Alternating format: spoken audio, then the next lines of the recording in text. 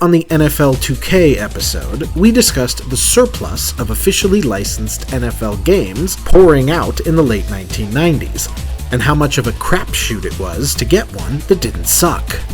But at least in that realm, there was one clear leader ahead of the bunch: Electronic Arts' Madden NFL series, which made their absence from the Dreamcast distinct and deliberate when they refused to produce them for the console. The NBA, on the other hand, had the same endless glut of licensed games, but without an obvious kingpin.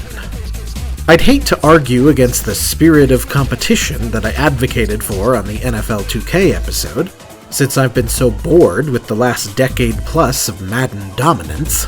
But between 1995 and 1999, the mostly agreed upon prime years of the fifth console generation, the National Basketball Association lent their titular branding to NBA Action, NBA Airborne 95, NBA Give and Go, NBA Jam TE, NBA Live 95, NBA Shootout, NBA Live 96, NBA In the Zone, NBA Action 95, NBA Full Court Press, NBA Hang Time, NBA Jam Extreme, NBA Live 97, NBA Maximum Hang Time, NBA In the Zone 2, NBA Action 98, NBA Fast Break 98, NBA Live 98, NBA Shootout 97, Kobe Bryant and NBA Courtside, NBA Jam 99, NBA Live 99, NBA Shootout 98, NBA In the Zone 98, NBA 3-on-3, NBA Basketball 2000, NBA Courtside 2 featuring Kobe Bryant, NBA Inside Drive 2000, NBA Jam 2000, NBA Live 2000, NBA In the Zone 99, NBA Shootout 2000, NBA Showtime, NBA on NBC, and NBA In the Zone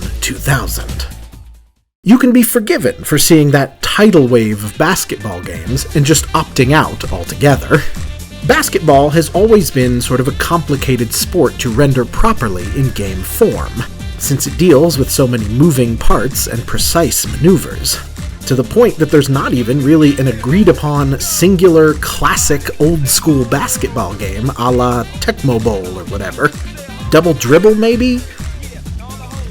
I'd say everyone's true favorite basketball game is NBA Jam, but that game absolutely does not represent the sport of basketball the way it's actually played in the NBA. Basketball simulation needed something to break through the mold to make a true impact in gaming, a vanguard. And on November 11th, 1999, the first basketball game of the sixth console generation was poised and ready to do just that. NBA 2K. The first thing to speak on is the most immediately noticeable upgrade: the graphics.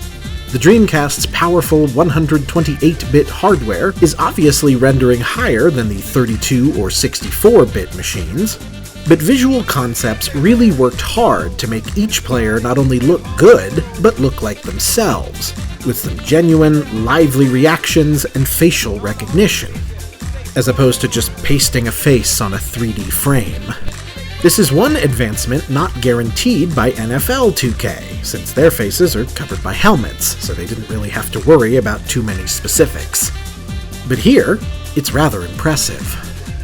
It's worth mentioning something NBA 2K outdoes NFL 2K in, because the general consensus in review after review was that, well, it very easily outclassed pretty much everything else in the basketball game sphere. They all had to emphasize that it wasn't perfect, because the game it was really competing against was NFL 2K. And admittedly, they're right. NBA 2K is not the near-flawless, fully formed product that NFL 2K is. But football is a much more casually bite-sized, video game-ready sport than basketball, and NFL 2K was more a refinement of its football game forebears. NBA 2K doesn't have as much solid framework to build off, and it's easy to comparatively focus on the negative. Yeah, the ball handling's a little loose. Yeah, the passing's a little janky. Yeah, the free throw mechanics are preposterous. But overall, it's a tight, gorgeous, sharp package, worthy of high praise. As in actual basketball, a basketball video game lives and dies on confidence in control. Fundamentally, if a shooting mechanic feels natural, a basketball game tends to thrive. If it doesn't, it tends to sink.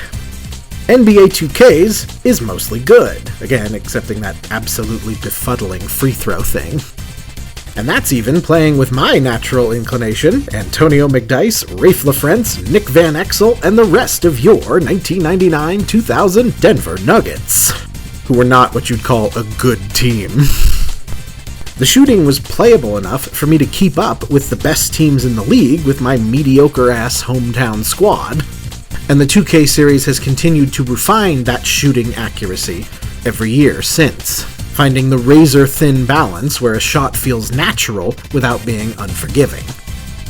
NBA 2K does pretty good, and definitely has a touch more forgiving and comfortable than its contemporaries. Another advantage NBA 2K has over NFL 2K, as well as its rival NBA games, is in presentation.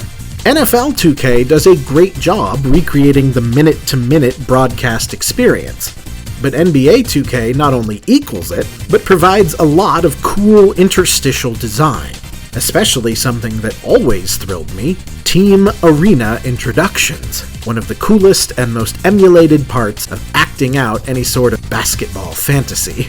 Most basketball games of the era just start with the tip-off, but you gotta have the intro. The Chicago Bulls have an intro so famous, the song they use for it is famous for being their intro music. It's huge, and makes this feel immersive. And even in this nascent form, it's just cool to see your guys get to walk through the lights.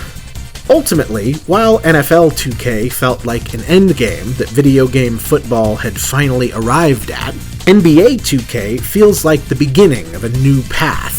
And unlike the comparative stagnation in progress in the Madden series, NBA 2K really pushed the envelope for a good long time, even if the last few entries have mostly made headlines for their egregious product placement. The 2K basketball series became the gold standard for sports games because it had a developer that was committed to refinement and growth, and that all starts with the reasonable but impressive step forward that was NBA 2K. Next time, more like snow boring.